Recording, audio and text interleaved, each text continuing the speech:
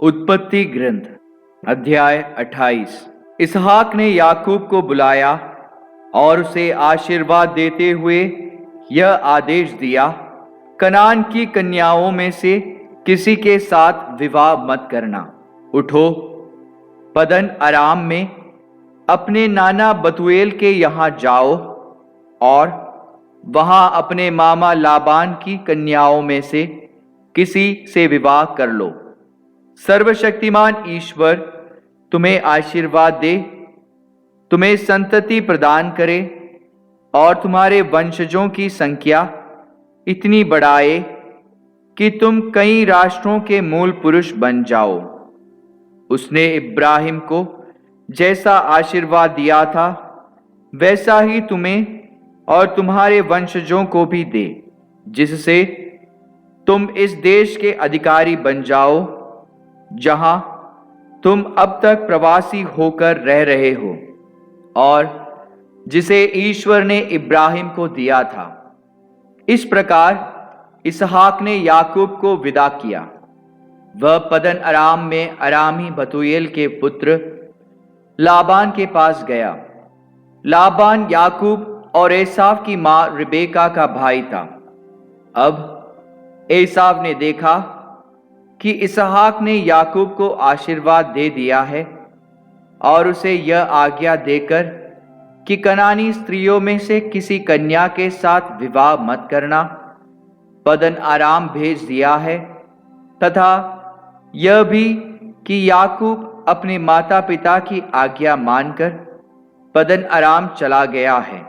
तब एसाव को मालूम हुआ कि कनानी स्त्रियां उसके पिता को पसंद नहीं है, इसलिए एसाव इस्माएल के यहाँ गया और उसने अपनी अन्य पत्नियों के सिवा इब्राहिम के बेटे इस्माएल की पुत्री और नबायोत की बहन महलत से विवाह किया।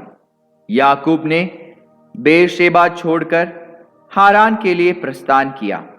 वह किसी तीर्थ स्थान जा पहुंचा और वहां रात भर ठहर गया, क्योंकि सूर्यास्त हो गया था। उसने वहां पड़े हुए पत्रों में से एक को उठा लिया और उसे तकिया बनाकर वहां सो गया।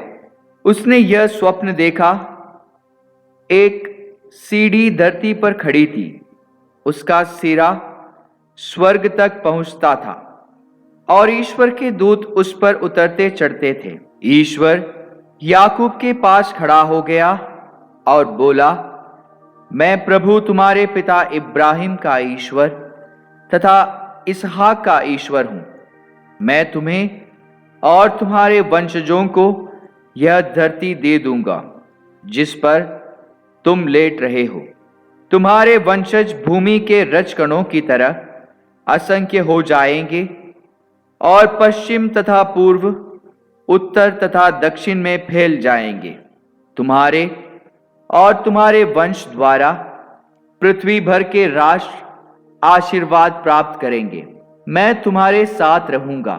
तुम जहां कहीं भी जाओगे मैं तुम्हारी रक्षा करूंगा और तुम्हें इस प्रदेश वापस ले जाऊंगा, क्योंकि मैं तुम्हें तब तक नहीं छोड़ूंगा जब तक तुमसे जो कहा उसे पूरा ना कर दूं। याकूब नींद से जाग उठा और बोला, निश्चय ही प्रभु इस स्थान पर विद्यमान है और यह मुझे मालूम नहीं था। वह भयभीत हो गया और बोला, यह स्थान कितना श्रद्धाजनक, यह तो ईश्वर का निवास है, यह स्वर्ग का द्वार है।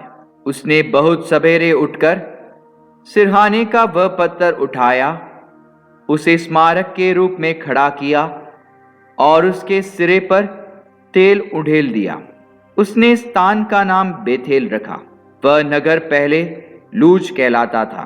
याकूब ने यह प्रतिज्ञा की, यदि ईश्वर मेरे साथ रहेगा और मेरी इस यात्रा में मेरी रक्षा करेगा, यदि वह मुझे खाने के लिए भोजन और पहनने के लिए कपड़े देगा और यदि मैं सकुशल अपने पिता के घर लौटूंगा, तो प्रभु ही मेरा ईश्वर होगा और जो पत्थर मैंने स्मारक के रूप में खड़ा किया वह ईश्वर का मंदिर होगा। जो कुछ तू मुझे प्रदान करेगा मैं उसका दशांश तुझे दिया करूँ।